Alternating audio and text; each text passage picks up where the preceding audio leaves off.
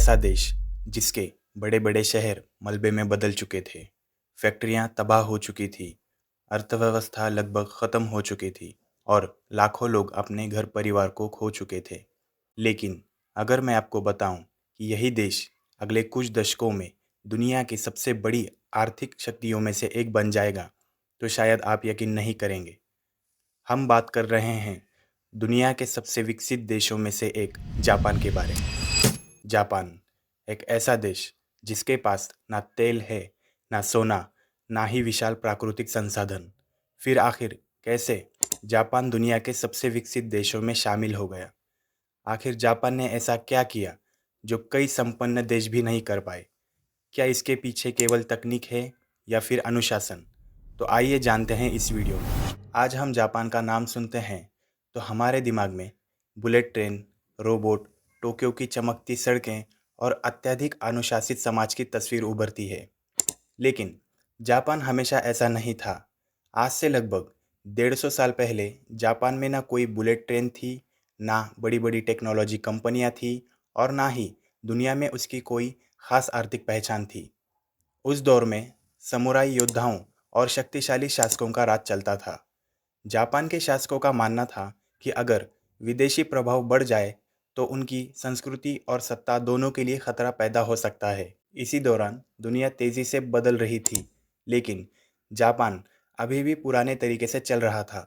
साल 1853 में एक ऐसी घटना हुई जिसने जापान का भविष्य हमेशा के लिए बदल दिया। अमेरिका के नौसेना अधिकारी कोमोडोर मैथ्यू पेरी जापान पहुंचे। जापानियों ने नौसेना अधिकारी के आधुनिक जहाज़ों को देखा तो उन्हें पहली बार एहसास हुआ कि दुनिया उनसे कितनी आगे निकल चुकी है। और यहीं से शुरू हुई जापान की सबसे बड़ी ट्रांसफॉर्मेशन। 1868 में सरकार ने फैसला किया कि जापान को आधुनिक बनाना होगा। इसीलिए हजारों छात्रों, इंजीनियरों और अधिकारियों को यूरोप और अमेरिका भेजा गया ताकि वे वहाँ की तकनीक, शिक्षा व्यवस्था, उद्योग और प्रशासन को समझ सकें। और कुछ ही वर्षों में जापान में बड़े बड़े बदलाव दिखाई देने लगे। नई रेलवे लाइनें बिछाई जाने लगी, आधुनिक स्कूल और विश्वविद्यालय खोले गए और देखते ही देखते जापान एशिया के सबसे तेजी से विकसित होने वाले देशों में शामिल हो गया। साल 1894 जब जापान का सामना चीन से हुआ। उस समय चीन एशिया की सबसे बड़ी शक्तियों में से एक माना जाता था, लेकिन युद्ध में जापान ने चीन को हरा दिया। और इसी तरह साल 1905 में जापान ने दुनिया की सबसे शक्तिशाली सैन्य ताकतों में से एक रूस को हरा दिया। पहली बार आधुनिक इतिहास में किसी एशियाई देश ने एक बड़ी यूरोपीय शक्ति को युद्ध में हराया था। जापान अब एक उभरती हुई विश्व शक्ति बन चुका था। जापान को अपनी तेजी से बढ़ती इंडस्ट्री के लिए कच्चे माल और संसाधनों की ज़रूरत थी, लेकिन समस्या यह थी कि जापान के पास पर्याप्त प्राकृतिक संसाधन नहीं थे। न तेल था, न बड़ी मात्रा में कोयला। यही वजह थी कि जापान ने एशिया के दूसरे क्षेत्रों में अपना प्रभाव बढ़ाना शुरू कर दिया। और फिर 1930 के दशक तक जापान एशिया की सबसे बड़ी सैन्य ताकतों में से एक बन चुका था। साल 1939 में यूरोप में युद्ध शुरू हुआ, लेकिन जल्द ही इसका प्रभाव पूरी दुनिया पर पड़ने लगा। उधर जापान भी एशिया में अपने प्रभाव का विस्तार कर रहा था, जिसकी वजह से उसका टकराव अमेरिका और अन्य पश्चिमी देशों से बढ़ने लगा। 7 दिसंबर 1941 इस दिन जापान ने अमेरिका के पर्ल हार्बर नौसैनिक अड्डे पर अचानक हमला कर दिया। हमला इतना खतरनाक था कि अमेरिका को भारी नुकसान उठाना पड़ा। अब अमेरिका पूरी ताकत के साथ युद्ध में उतर चुका था और धीरे धीरे युद्ध का रूप भी बदलने लगा था। अमेरिका की औद्योगिक क्षमता जापान से कहीं ज्यादा थी और अमेरिकी फैक्ट्रियां लगातार युद्ध की सामग्री बना रही थी, जबकि जापान के संसाधन धीरे धीरे खत्म होने लगे थे।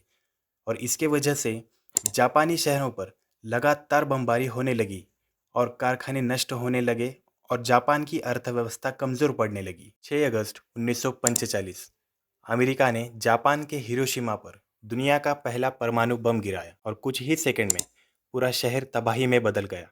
हजारों लोग तुरंत मारे गए और देखते ही देखते 9 अगस्त 1945 को अमेरिका ने नागासाकी पर दूसरा परमाणु बम गिराया और इसी तरह जापान के दो बड़े शहर तबाह थे और लाखों लोग अपने परिवार और भविष्य दोनों खो चुके थे। अब जापान पूरी तरह टूट चुका था। 15 अगस्त 1945 जापान ने आधिकारिक रूप से आत्मसमर्पण कर दिया और इसी के साथ दूसरा विश्व युद्ध समाप्त हो गया। और किसी ने कल्पना भी नहीं की थी कि जापान जैसा तबाह देश आने वाले कुछ दशकों में दुनिया के सबसे बड़े आर्थिक चमत्कारों में से एक बन जाएगा। उस समय जापान की अर्थव्यवस्था लगभग बर्बाद हो चुकी थी। फैक्ट्रियां नष्ट हो चुकी थी, रेलवे नेटवर्क को भारी नुकसान पहुंचा था और लाखों लोग बेरोजगार थे।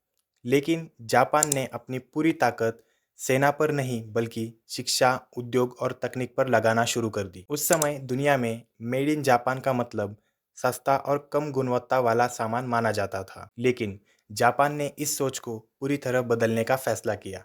उन्होंने केवल ज़्यादा सामान बनाने पर नहीं बल्कि सबसे बेहतर सामान बनाने पर ध्यान दिया। 1950 के दशक तक जापान की अर्थव्यवस्था दोबारा गति पकड़ने लगी। फैक्ट्रियां फिर से चलने लगी, उत्पादन बढ़ने लगा और लाखों लोगों को रोजगार मिलने लगा। 1950 में जब कोरिया युद्ध शुरू हुआ, यह युद्ध जापान के लिए एक बड़ा अवसर साबित हुआ, क्योंकि अमेरिका को युद्ध के लिए बड़ी मात्रा में सामान, मशीनें और उपकरण चाहिए थे।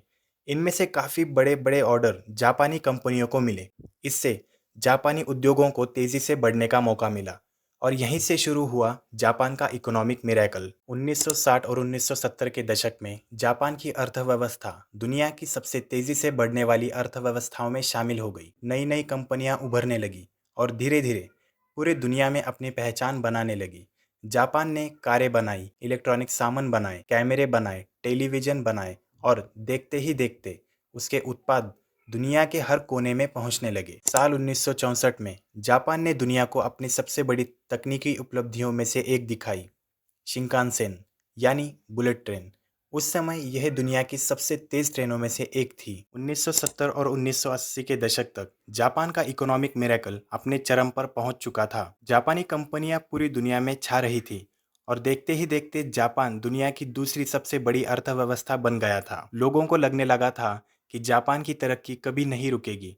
लेकिन फिर 1990 के दशक की शुरुआत में जापान की इकोनॉमिक में एक बहुत बड़ा बबल बन चुका था। ज़मीन और शेयर्स की कीमतें उनकी असली कीमत से कहीं ज़्यादा बढ़ चुकी थी और जब ये बबल फूटा तो जापान की अर्थव्यवस्था को बड़ा झटका लगा। प्रॉपर्टी की कीमतें नीचे आने लगी और कई कंपनियों को नुकसान हुआ और आर्थिक विकास की रफ्तार धीमी पड़ गई। इतनी बड़ी आर्थिक चुनौती के बावजूद जापान ने हार नहीं मानी। उसने अपनी तकनीक पर काम करना जारी रखा और दुनिया की सबसे उन्नत अर्थव्यवस्थाओं में अपनी जगह बनाए रखी। फिर 21वीं सदी की शुरुआत हुई। दुनिया तेजी से डिजिटल ईरा में प्रवेश कर रही थी और जापान भी नई तकनीकों पर काम कर रहा था। Robotics, automation, high speed transformation और एडवांस मैन्युफैक्चरिंग के क्षेत्र में जापान दुनिया के सबसे आगे रहने लगा। लेकिन अगर जापान की पूरी कहानी से एक सबसे बड़ा सबक निकालना हो तो वह यह होगा कि किसी देश की ताकत केवल उसके प्राकृतिक संसाधनों में नहीं होती, क्योंकि जापान के पास न विशाल तेल के भंडार थे, ना सोने की खानें थी और ना ही असीमित प्राकृतिक संपत्ति।